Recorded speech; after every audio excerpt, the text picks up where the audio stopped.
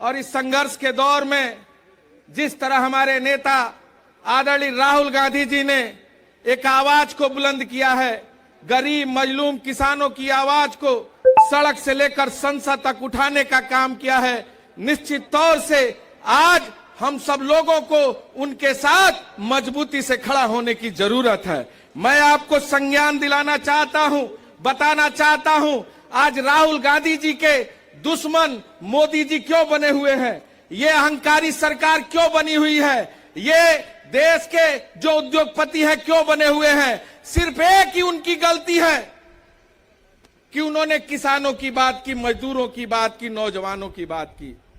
आपको याद होगा जब दिल्ली के संसद में उन्होंने भूमि अधिग्रहण बिल लाया था, किसके लिए लाया था?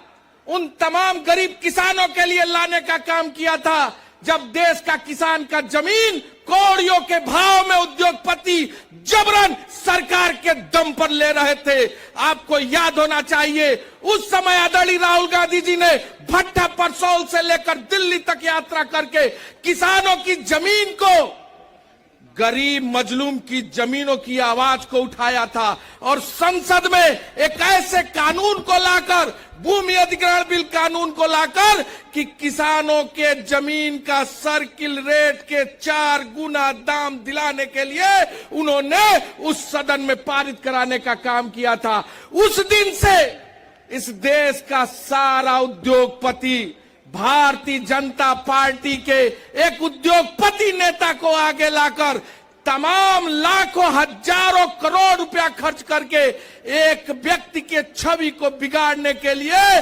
पूरी ताकत, अमला जमला सब कुछ झोंकने का काम किया। निश्चित तौर से आदरणीय राहुल गांधी जी ने हम जैसे गरीब परिवार के नौजवान को उठाकर विधानसभा में नेता से लेकर प्रदेश के अध्यक्ष तक बनाने का काम किया। आज गांव का गरीब का नौजवान प्रदेश का अध्यक्ष था, आज गांव के गरीब का नौजवान विधायक और सांसद और प्रभारी है।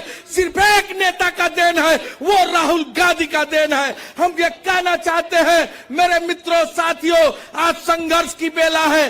ये ठान लो, ये विश्वास अपने मन में जगा लो, क्रांति का बिगुल बजा दो और ये तय कर लो इनकलाब आने वाला है।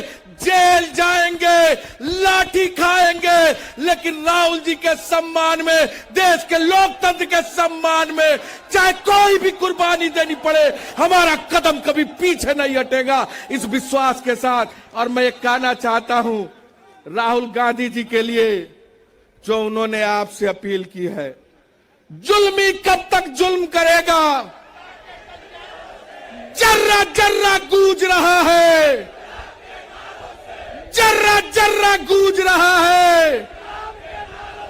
आप सब लोगों को मैं धन्यवाद अर्पित करते हुए बस एक लाइन अपनी बात कहना चाहूंगा। ओबीसी की बात चल रही है। उत्तर प्रदेश में 69,000 शिक्षक भर्ती के नौजवान, जिनके 19,000 शिक्षक भर्ती होने चाहिए, 6800 नौजवानों की नियुक्ति पत्र योगी आदित्यनाथ ने कहा देंगे चुनाव के पहले।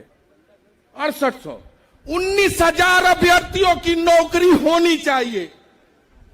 और पिछड़ा वर्ग आयोग ने माना, मुख्यमंत्री ने समिति का गठन करके माना, सरकार को नियुक्ति पत्र देने की बारी आई, चुनाव आ गया, वोट ले लिए, उसके बाद आप कहां के, हम कहां के। 4 साल से पिछड़ा नौजवान आज धरने पर बैठा है। सदन में जब हम लोगों ने आवाज उठाई, आदरणीय प्रियंका गांधी जी ने जब सड़कों पर बात की, मीडिया के सामने बात की, आपको वो 19,000 छात्र पिछड़ा नहीं दिखाई दे रहा है? अपमान कौन कर रहा है? अपमान भारतीय जनता पार्टी की सरकार कर रही है, भारतीय जनता पार्टी के नेता कर रहे हैं। बनारस में सांसद है और प्रधानमंत्री उत्तर प्रदेश में है और ओबीसी की बात कर रहे हैं। मैं सिर्फ ये बात कहकर अपनी बात को समाप्त करूंगा कि आज हम सब लोग इस संघर्ष के बेला में लोकतंत्र को बचाने के लिए, गांव मजदूर किसानों की आवाज को उठाने के लिए अपने महबूब नेता राहुल गांधी जी के साथ संघर्ष के लिए कौन कौन तैयार है? जरा हाथ उठाइए। क्या आप तैयार हैं? तो तो भर दो देश के सारे जेलों को और बता दो इस हुक्मरान से कि राहुल नहीं है आदि है, आज का ये गादी है, गादी है। बहुत बहुत धन्यवाद।